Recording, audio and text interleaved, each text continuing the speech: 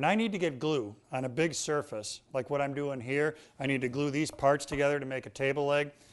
What I don't want to do is spend about 4 days spreading glue with this tiny brush. I want a way that I can get the glue on much faster and in a nice even film. So I found that a threaded rod is a great solution for this. Watch how this works. I'm going to get the glue on the surface.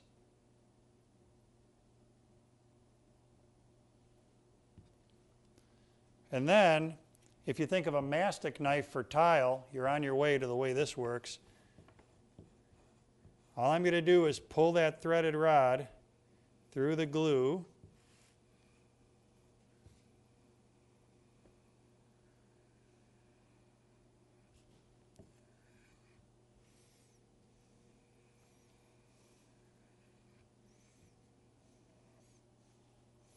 With that nice uniform film on there, this project's ready for clamps.